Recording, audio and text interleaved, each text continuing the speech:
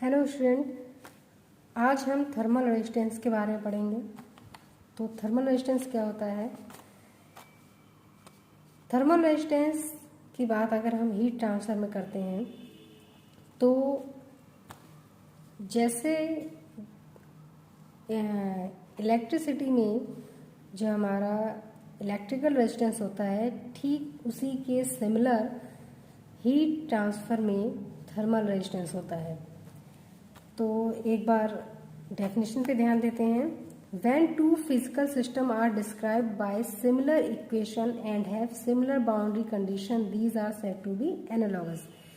जब भी कोई भी दो फिजिकल सिस्टम की इक्वेशन सिमिलर हों और उनकी बाउंड्रीज कंडीशन भी सिमिलर हों तो वो दोनों ही सिस्टम आपस में क्या कहलाएंगे? एनालॉगस। एनालॉगस यानी कि सिमिलर, यानी कि एक जैसे होते हैं तो उन्हें हम क्या कहते हैं? एनालॉगस।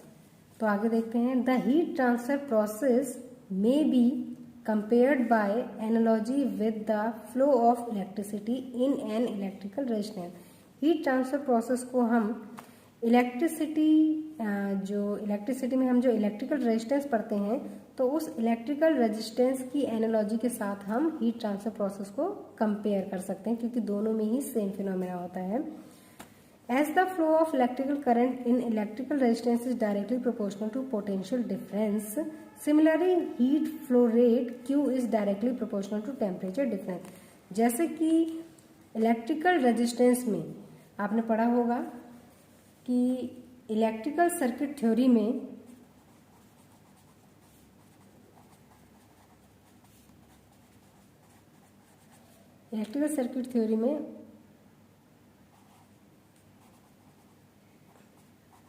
ओम्स लॉ के अकॉर्डिंग जो पोटेंशियल होता है, यानी कि जो हमारा विभव होता है V, वो इक्वल होता है I इंटू R। R हमारा यहाँ पर क्या होता है? इलेक्ट्रिकल रेजिस्टेंस, और I हमारा क्या होता है? Current flow in the system, और V हमारा क्या होता है? पोटेंशियल या फिर difference in potential. Potential difference के कारण ही हमारी जो करंट होती है वो फ्लो होती है। तो ठीक जैसे कि इलेक्ट्रिकल सर्किट में एज पर ohm law V equal to होता है IR।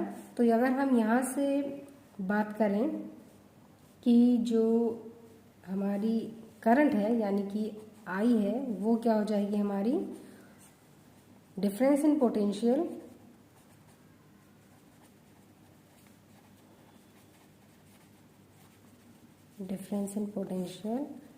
अपॉन क्या हो जाएगा? Resistance, electrical resistance. ठीक इसी की तरह जब हम हीट ट्रांसफर की बात करते हैं तो हीट ट्रांसफर में यहाँ पर हमारी करंट फ्लो होती है और वहाँ पर हमारा क्या फ्लो होता है? हीट फ्लो, यानी कि Q। यहाँ पर जो करंट फ्लो होती है वो difference in potential and potential difference के कारण होती है, जिससे हम V को हम क्या लिख सकते हैं? dV भी लिख सकते हैं। और यहाँ पर जो आपका हीट फ्लो होती है वो किसके कारण होती है? टेम्परेचर डिफरेंस के कारण। यानी कि यहाँ जो ड्राइविंग फोर्स है वो क्या है? पोटेंशियल डिफरेंस होता है, और हीट ट्रांसफर में जो ड्राइविंग फोर्स होता है वो क्या होता है? Temperature difference. तो अगर हम इस इक्वेशन से कंपेयर करें, इलेक्ट्रिकल सर्किट थ्योरी से अगर हम हीट ट्रांसफर की इक्वेशन को कंपेयर करें तो Q equal to, according to fluid law क्या होता है हमारा? Q equal to KA dt over dx। तो अगर हम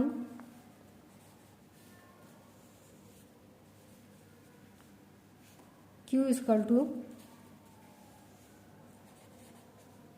टेम्परेचर डिफरेंस हमारा ये आ गया। तो यहाँ पर क्या आ जाएगा, dx अपॉन के ए। तो Q इक्वल टू हमारा क्या हो जाएगा, dt over dx upon K A. तो फिर हमारी इक्वेशन क्या बनती है, according to formula Q equal to dt over dx upon K A. तो अगर हम इसे देखें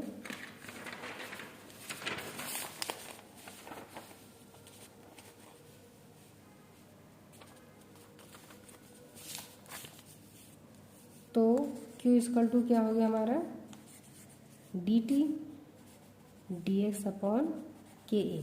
तो अगर हम इस इक्वेशन को मैं 1 डाल लेती हूँ, अगर इक्वेशन 1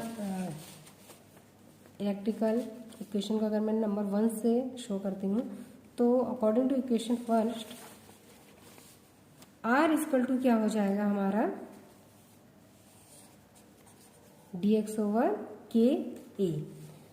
I इक्वल टू, जैसे यहाँ पर देखिए, current flow equal to heat flow, difference in potential equal to difference in temperature, और R इक्वल टू हमारा क्या हो जाएगा डायरेक्टली dx ओवर के।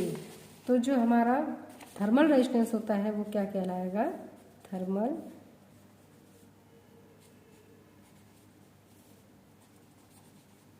रेजिस्टेंस R इक्वल टू हमारा क्या हो जाएगा, dx ओवर के ए।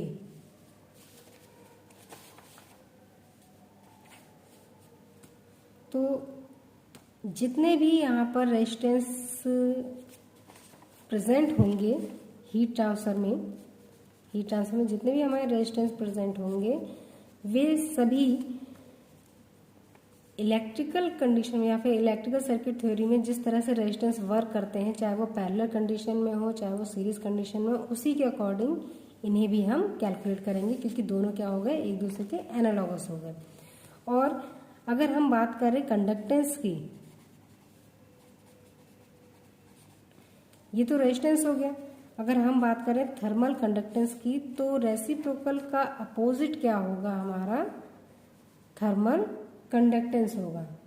यानी कि अगर थर्मल कंडक्शन को अगर हम बात करें तो 1 अपॉन आर जो C होगा हमारा, अगर मैं इसे थर्मल कंडक्शन को C से डिनोट करूं तो C इक्वल टू क्या हो जाएगा, 1 अपॉन आर।